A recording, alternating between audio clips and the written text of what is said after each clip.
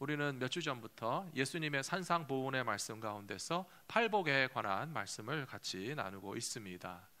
예수님의 말씀을 듣기 전에는 많은 사람들이 생각하기를 자기의 인생은 복이 있는 인생이라고 생각하지 못하고 살 때가 많이 있습니다. 우리 한국 사람들의 심리 가운데도 좀 그런 것이 있는 것 같아요. 나는 복이 좀 없다, 복이 없는 게 아닌가, 그런 생각을 하고 살아오신 분들이 계시다면 예수님의 말씀을 분명히 들으시기 바랍니다. 한번 따라해 보시겠어요? 나는 복이 있는 사람이다. 나는 주 안에서 복이 있는 사람이다. 아멘. 예수님의 말씀입니다. 예수님의 말씀은요, 심령이 가난한 사람이라도 복이 있다라고 말씀하셨어요. 우리의 마음이 가난하고 하나님의 은혜를 사모하면서 하나님이 나를 도와주셔야만 살 수 있다는 그런 가난하고 겸손하고 텅 비인 마음을 가진 사람이 오히려 복이 있어서 하나님의 나라를 선물로 받을 수 있는 자격이 있다 하는 그 말씀을 믿고 살아가시기 바랍니다. 또 예수님께서는 애통하는 자도 복이 있다고 하셨어요. 슬픈 일이 많고 가슴을 치고 눈물을 흘리는데 그게 무슨 축복입니까? 라고 생각하실 수 있겠죠. 맞습니다. 우리의 삶에 슬픈 일, 아픈 일, 괴로운 일들이 결코 축복이라고 보기 어렵지만 확실하고 중요한 것은 눈물 흘리는 자들의 곁에 주님이 함께하여 주시는 줄로 믿습니다. 예수님이 위로해 주시기 때문에 애통하는 자도 복이 있을 수 있는 것이지, 예수님의 위로가 없다면 애통함은 애통함으로 그칠 수밖에 없습니다. 그래서 지난주에도 말씀드렸습니다. 우리가 애통하는 사람들과 함께 애통하면서 위로할 수 있는 최고의 방법이 있다면 주님의 위로를 받으시도록, 예수님이 위로해 주시는 애통하는 자들이 될 수 있도록 함께 위로하시는 저와 여러분들이 되시기를 부탁합니다. 오늘 우리에게 주시는 말씀에 보시면 온유한 자가 복이 있나니 저들이 땅을 기업으로 받게 될 것이다 라고 주님이 말씀하셨습니다. 그렇다면 오늘 말씀 가운데서 우리가 확실히 깨달아야 할 것이 두 가지가 있는데요. 하나는 성경적으로 신앙적으로 온유하다는 것은 도대체 무슨 뜻인가 라고 하는 그 개념을 이해하셔야 되겠고요. 두 번째로는 땅을 기업으로 주신다고 했는데 하나님께서는 우리에게 어떤 방법을 통해서 그리고 어떻게 땅을 주실까? 땅에 관심이 더 있으실지 모르겠지만 두 가지 개념을 다 잘 이해하시고 말씀을 통해서 은혜를 같이 나누시게 되기를 부탁합니다. 첫 번째로 온유한 사람들이 땅을 기업으로 받게 된다는 것은 하나님의 공의로우심 덕분에 가능하다는 사실을 아셔야 됩니다. 우리는 상식적으로 또 우리의 경험을 통해서 생각해 보면 온유한 사람들이 땅을 얻는 것은 쉽지 않아 보입니다. 오히려 경쟁력이 있고 투쟁을 하고 성격이 강하고 누구랑 싸워도 이기는 사람들이 땅을 차지할 것 같아 보이는데, 온유함에도 불구하고 아니 온유해야만 하나님께서 땅을 주시는 이유가 무엇인가 하면 하나님의 공평과 정의가 있으시기 때문에 온유한 자라야 이 세상에서도 땅을 기업으로 받게 된다라고 하는 것이 가능하다는 사실을 예수님께서 우리에게 가르쳐 주셨다는 것입니다. 이스라엘 백성들에게 있어서 땅을 기업으로 받는다는 것은 아주 중요한 의미를 갖습니다. 고대 사회에서는 사람들이 한번 정착한 땅에서 잘 옮겨가지 않고 3대, 4대, 대대손손 같은 고향 땅에서 계속 살게 되는 경우가 많이 있었습니다. 우리 조상들도 마찬가지죠. 아마 우리 조상들에게 삶을 돌아가서 보면 그렇게 쉽게 여기저기 옮겨 다니면서 이사하시는 분들은 별로 없었을 것이고요. 만일이라도 고향 땅을 버리고 떠나서 다른 곳으로 이동하게 된다면 굉장히 고생을 많이 했거나 무슨 전쟁을 만났거나 무슨 큰 변고가 그 집안에 있었기 때문에 고향 땅을 떠나서 옮기게 됐을 때 고생 많이 하셨다 하는 것을 아마 다 아시게 될 것입니다. 이스라엘 백성들에게도 마찬가지입니다. 하나님께서 아브라함을 부르시고 택하시고 무엇을 약속하셨습니까? 중요한 것이 몇 가지가 있는데요. 자손을 주시겠다고 말씀하셨고요, 땅을 주시겠다고 말씀하셨어요. 아브라함에게는 그것이 다 필요한 것이었습니다. 자식도 없어서 자식을 주시면 좋겠고 반드시 있어야 되겠고, 자기의 삶뿐만 아니라 자손들이 살아갈 수 있는 땅을 하나님께서 주시겠다고 약속하신 것이 너무나 귀한 그런 축복의 언약이 되었던 것처럼, 믿음의 백성들인 우리들도 하나님께서 주시는 땅의 기업을 이 땅 가운데서 누리셔야 할 줄로 믿습니다. 그러시려면 온유하셔야 된다는 것이죠. 아브라함의 아들 이삭의 경우에 자기 땅이 없었기 때문에 얼마나 가나안 사람들에게 견제를 받고 눈치를 보면서 살았는지 모릅니다. 어떻게 생각하면 오늘날보다 인구가 굉장히 적었고요, 오늘날처럼 모든 것이 아주 엄격하게 구역이 정해져 있고 경계선이 있고 뭐 국경이 있고 뭐 토지 문서가 있고 그런 것이 없는 시대에 아무 데서나 가서 살면 되지 왜 그렇게 땅이 없어서 고생을 했을까라고 생각하실지도 모르겠습니다. 그런데 오늘날에도 사람들이 아무 데서나 사는 것이 아닙니다. 이 지구상에 넓은 땅덩어리가 있지만 그러나 사람이 살 수 있을 만한 곳에는 사람들이 모여 살고요, 사람이 도저히 살 수 없는 것들을 다 빼고 나면 언제나 우리에게 필요한 땅을 부족하다는 것을 느낄 수밖에 없습니다. 최소한의 인간적인 삶을 살기 위해서는 무엇이 필요합니까? 아주 온화한 날씨라든지 혹은 끊임없이 공급되는 생명 수와 같은 좋은 물이 있다든지 혹은 환경적으로 이웃들과 함께 안전하게 살아갈 수 있는 땅이 있어야 되는데 그 땅이 없기 때문에 당하는 서름은 아마 겪어보지 않으신 분들은 알 수 없겠죠. 성경에 보시면 이삭이 우물을 파서 물을 얻었다 그렇게 되어 있습니다. 땅을 파서 물을 얻는 것까지는 좋았습니다. 그런데 힘들게 땅을 파서 물을 얻게 되자 이제 그 가나안 땅의 원주민들이 나타나서 이 땅은 우리 땅이다, 우물을 놓고 떠나라 라고 할 때 이삭은 거기서부터 떠날 수밖에 없었습니다. 2번이나 3번째까지도 우물을 파놓고 양보하고 떠날 수밖에 없었던 이삭의 사정은 결국은 땅 주인이 아니기 때문에, 그 땅의 소유주가 아니기 때문에 아무리 수고해서 정말 귀한 물을 얻었지만 거기서 살 수 없이 이동할 수밖에 없었던 것처럼 땅을 가진 것과 땅을 가지지 못한 것은 삶의 질에서 큰 차이가 날 수밖에 없었다는 것입니다. 그렇다면 하나님께서 아브라함에게 약속하신 땅을 언제 받을 수가 있었습니까?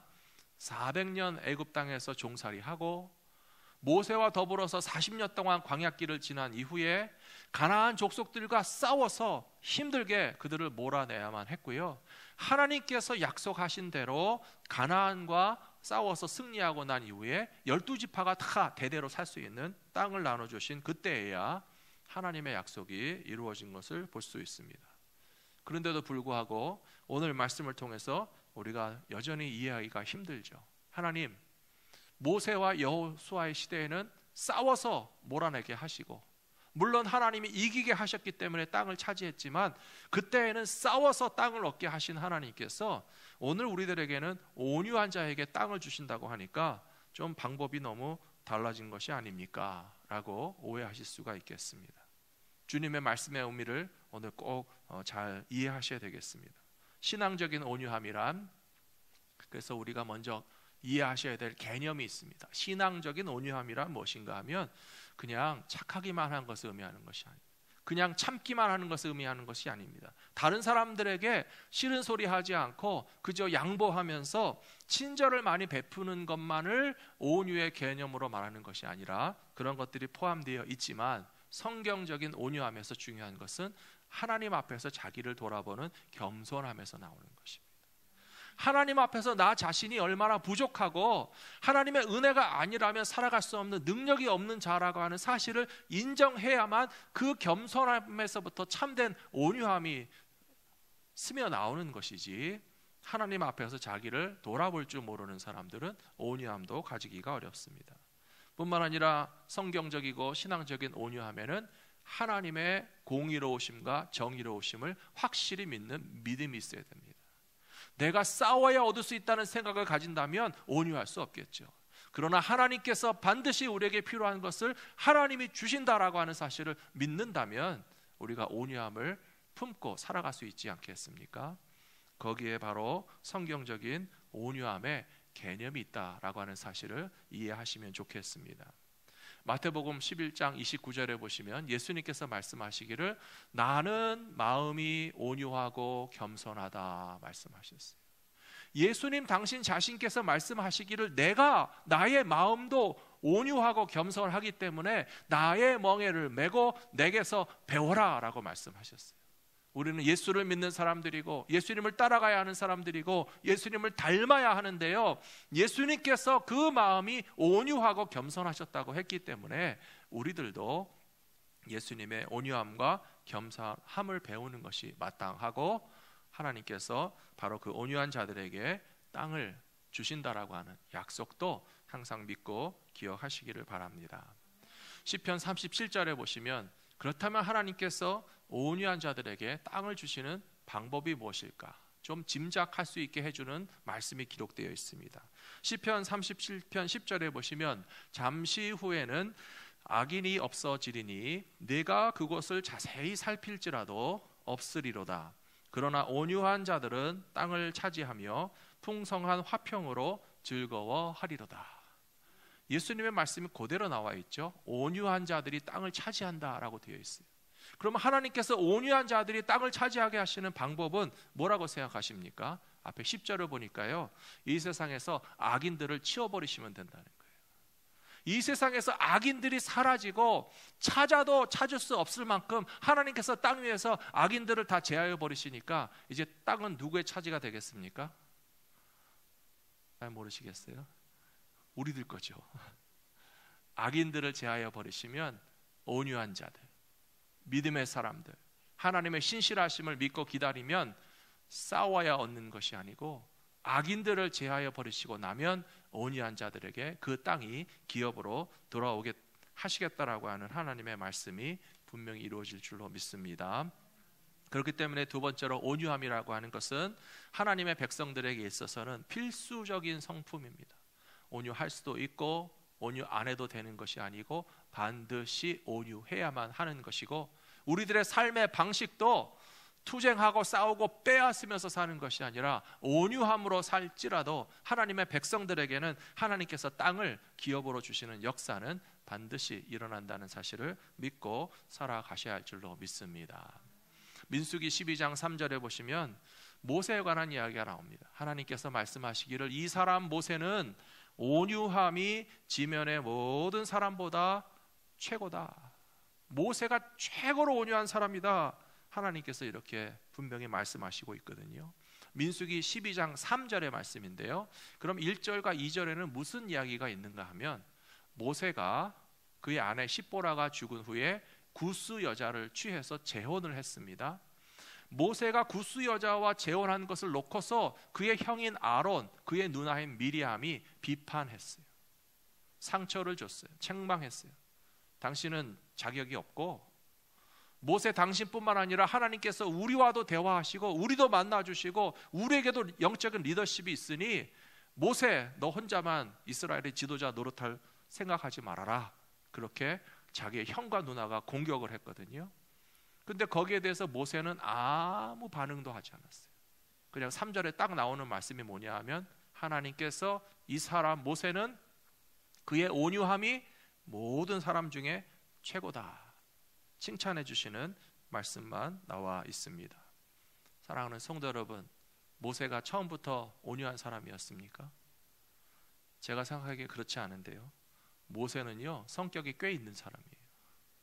하나님께서 반석을 향하여 막대기로 샘물을 나게 하라 했는데요, 모세가 그 속에 남아있는 성격이 막 나와가지고 막대기로 탁 치면서 내가 물을 내랴 하면서 꽤 한 성격이 있는 사람이에요. 하나님께서 산 위에서 두 돌판에 십계명을 새겨주셨잖아요. 하나님께서 직접 돌에 새겨주신 그 돌판을 가지고 내려와서 보니 이스라엘 백성들이 황금 송아지를 섬기고 우상을 섬기고 온갖 악하고 음란한 일을 하니까 너무 화가 나가지고 하나님이 만들어주신 돌판도 집어 던져서 깨뜨리는 꽤 잘 참지 못하는 사람이었습니다. 그리고 그가 40세 때 애굽의 왕궁에 있었죠. 자기 동족 히브리 백성들이 고통받고 그 노역의 감독관들이 너무 가혹한 그런 일들을 하는 것을 보고 참지 못해서 주먹으로 쳐서 감독관을 죽였던 사람입니다. 주먹 쓰는 사람이었죠. 살인자였죠. 분낼 줄 알고 성낼 줄 아는 그런 사람이었지만 왜 여기 민수기 12장에 와서는 형과 누나가 그렇게 공격하고 상처를 주고 그의 리더십을 끌어내리려고 하는 상황에서도 하나님 보시기에 모세가 참 참 온유하구나, 최고로 온유하구나, 그런 칭찬을 받게 된 이유가 어디에 있다고 생각하십니까? 모세가 달라졌어요. 하나님의 은혜를 깨달았어요. 내가 형과 누나와 싸운다고 해서 될 일이 아니라는 사실을 알았고, 제가 앞에서도 말씀드렸잖아요. 성경적인 온유함의 개념이 뭐라고요?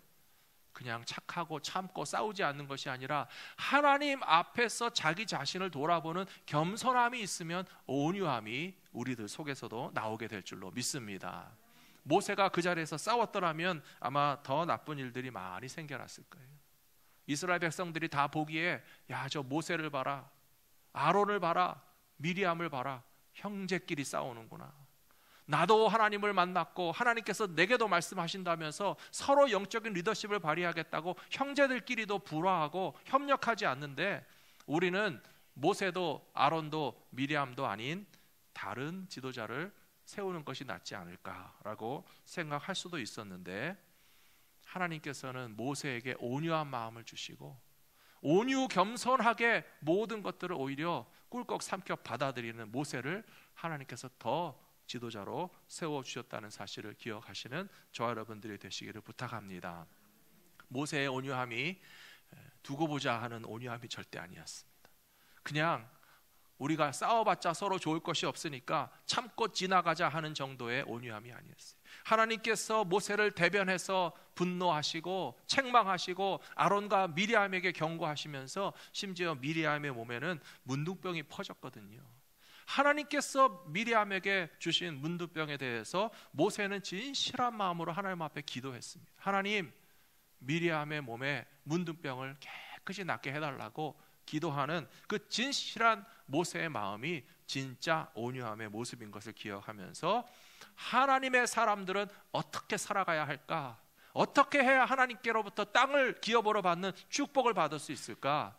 모세와 같은 온유함을 배우시는 저와 여러분들이 되시기를 부탁합니다. 디모데전서 6장 11절에 보시면 사도 바울이 디모데에게 말하기를 오직 너 하나님의 사람아, 그렇게 말하고 있어요. 디모데를 향하여 부르기를 너는 하나님의 사람이다. 저와 여러분도 하나님의 사람이시죠? 믿으십니까? 예, 하나님의 사람이라면 어떻게 살아야 되겠습니까? 이런 것들은 피하고, 이런 것들이란 디모데전서 6장 앞부분에 나오는 것들인데, 투기가 있고 분쟁이 있고 다툼이 있고 악한 생각이 있고 돈을 사랑하는 마음이 있는데, 그런 것들은 피하고 의와 경건과 믿음과 사랑과 인내와 온유를 따르라. 그것이 바로 하나님의 사람의 모습이기 때문에 사도 바울이 디모데에게 권면한 것처럼 우리는 하나님의 사람답게 살면 하나님께서 우리에게 땅도 기업으로 주실 줄로 믿습니다. 갈라디아서 5장 23절에도 보시면 성령의 9가지 열매에 관한 말씀이 나오는데요, 성령의 열매 가운데서 빠지지 않고 딱 들어있는 것이 바로 온유와 절제니 이 같은 것을 금지할 법이 없느니라 라고 말씀하고 있습니다. 사랑하는 성도 여러분, 예수를 믿는 우리들에게 꼭 필요한 것이 성령 충만함이 아니겠습니까? 그러면 성령의 충만함은 열매로서 나타나야 그것이 증명될 수 있는데, 우리가 진정으로 성령 충만한 예수님의 제자라고 인정받기 위해서는 온유라고 하는 열매가 빠질 수 없다라고 하는 사실을 기억하시면 우리에게 약속하신 땅의 기업도 반드시 주실 줄로 믿습니다. 마지막 세 번째로 하나님께서는 온유한 자들을 구원하신다라고 되어 있습니다. 그리고 우리들을 영원한 나라로 인도하여 주실 것입니다. 시편 76편 8절과 9절 말씀해 보시면 주께서 하늘에서 판결을 선포하심에 땅이 두려워 잠잠하였나니 곧 하나님이 땅의 모든 온유한 자를 구원하시려고 심판하러 일어나신 때로다. 그렇게 되어 있습니다. 9절에 뭐라고 되어 있습니까? 하나님께서 땅의 모든 온유한 자를 구원하시려고 일어나신다. 하나님께서 일어나신다는 거예요. 그러므로 온유한 자들은 뭐와 같은 의미인가 하면요, 선인과 같은 의미입니다. 8절에서는 악인을 심판하기 위해서 하나님께서 일어나시면 땅이 두려워하고, 앞에서도 악인들이 물러가게 하심으로 온유한 자들이 땅을 얻게 된다라고 말씀하지 않았습니까? 그러므로 온유하다는 것은 결국 하나님께서 보시기에 의로운 자이고 선한 자들이고 하나님의 구원을 받기에 합당한 자라고 인정함을 받는 것이기 때문에 우리가 온유함을 가지고 살아가는 것에 진실한 의미를 더 깊이 이해하시게 될 줄로 믿습니다. 앞에서 잠깐 말씀드린 것처럼 이삭이 우물을 놓고 가나안 족속과 싸우지 않은 것은 참 잘한 일입니다. 그것은 힘이 없어서 피하고 땅의 주인이 아니니까 우물을 파놓고도 피할 수밖에 없는 그런 서럽고 괴롭고 아쉬운 일이 아니고요, 이삭에게는 그것이 서럽고 아쉬운 것이 아니라 하나님이 어디를 가든지 무엇을 하든지 나와 함께 계시고 하나님이 곧 나의 축복이신 것을 깨달았기 때문에 걱정할 것이 하나도 없었습니다. 믿으십니까? 사랑하는 성도 여러분, 무슨 축복을 받으시겠습니까? 우물의 축복을 받으시겠습니까? 하나님의 축복을 받으시겠습니까? 우물은 뺏겨도 하나님만 안 뺏기면 하나님께서 우리가 우물을 파면 또 물이 나게 하시는 진짜 축복을 주실 줄로 믿습니다. 저는 여러 해 전에 우리 학생들 수련회 가는 핀란 지역에 찾아갔다가 거기 기도원 원장님과 이야기하면서 참 재밌는 이야기를 들었습니다. 핀란 지역이 새로 개발될 때 거기에 전기는 들어갔지만 아직 수도가 없는 집이 많이 있어서 땅을 파야만 물을 얻게 되고, 또 땅을 파서 물을 얻은 집에서 좀 물을 끌어다 쓰면서 돈을 내고 사용하는 경우도 많이 있다 하는 그런 말씀 하셨어요. 그럼 미국에서 우물을 얻기 위해서 땅을 파는데 비용이 얼마나 듭니까? 물어봤더니요, 그냥 파이프 한 번 박아 보는데 3만 불 든다고 그래요. 3번 뚫어보면 9만 불, 10만 불 드는 거고요. 내 땅 아무리 뚫어도 물이 안 나온다면 그 뚫는 데 쓴 비용은 다 그냥 버리는 거잖아요. 근데 그 기도원에는 하나님께서 참 다행히도 한 번 뚫고 물이 나는 그런 축복을 주셔서 많은 비용 들이긴 했지만 내 땅에서 물이 나는 것만 해도 얼마나 감사한지 모르겠다 하는 말씀을 들으면서 저는 이삭의 이야기가 딱 생각이 났습니다.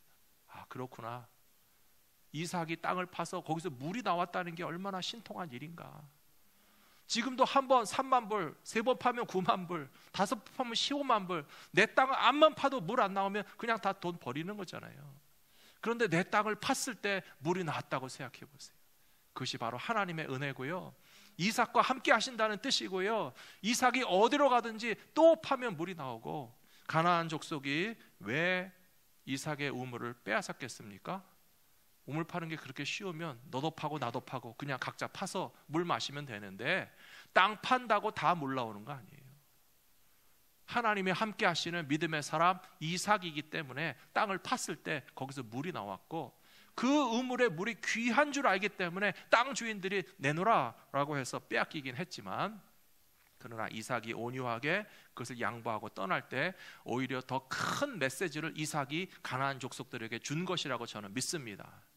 봐라, 하나님의 백성이 땅 파면 물 나온다. 너네가 달라고 하니까 주고 떠나겠지만 내가 또 다른 곳에 가서 또 우물 파면 또 물 나오는 거 보면 또 놀라지 않겠습니까? 와, 이삭은 하나님이 함께하는 사람이구나. 또 쫓아와서 또 달라고 하니까 그래, 이것도 또 주겠다고 해서 또 떠났잖아요. 3번째 가서 이삭이 땅을 팠을 때 또 물이 나왔고요, 그 다음에는 가나안 족속들이 더 이상 싸우자고 안 했어요. 그래서 그것을 르호봇이라고 이름을 붙였습니다. 이 땅을 넓게 하리니 이제는 이 넓은 곳에서 내가 번성하리로다. 땅의 소유권을 얻지는 못했지만 더 이상 빼앗길 필요 없이 이삭이 넓은 곳에서 르호봇에서 살아갈 수 있었던 것은 그의 온유함을 통하여 하나님이 함께 계신다라고 하는 사실을 드러낼 수 있었던 믿음의 승리다라고 하는 것을 배우고 따라가실 수 있는 저와 여러분들이 되셔야 할 줄로 믿습니다. 시편 37편 8절 9절에 보시면 너희는 분을 그치고 노를 버리며 불평하지 말라. 오히려 악을 만들 뿐이라. 진실로 악을 행하는 자들은 끊어질 것이나 여호와를 소망하는 자들은 땅을 차지하리로다 라고 되어 있습니다. 여기 시편 37편 9절 말씀을 통해서 온유한 자들이란 곧 여호와를 소망하는 자들이라고 대입해도 틀리지 않습니다. 온유한 사람들은 여호와를 기대하고 바라고 하나님을 믿는 소망이 있는 사람이기 때문에 온유한 사람들이라서 여호와께 소망을 둔 자들은 땅을 차지하게 된다고 여기 말씀하고 있잖아요.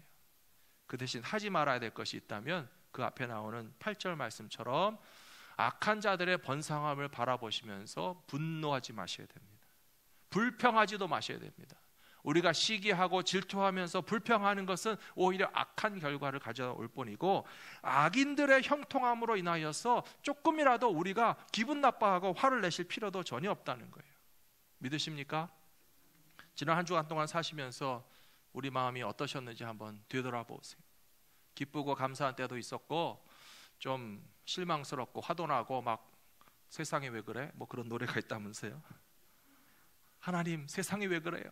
좀 화도 나고 분노가 나올 것도 같고 불평이 나올 것도 같은 일들이 있지만 그거 다 소용없는 것이고, 분을 그치고 노를 버리고 불평하지 말고 그런 것들은 오히려 악을 만들 뿐이지만, 9절 말씀해 보시면 여호와를 소망하는 자들이 되라.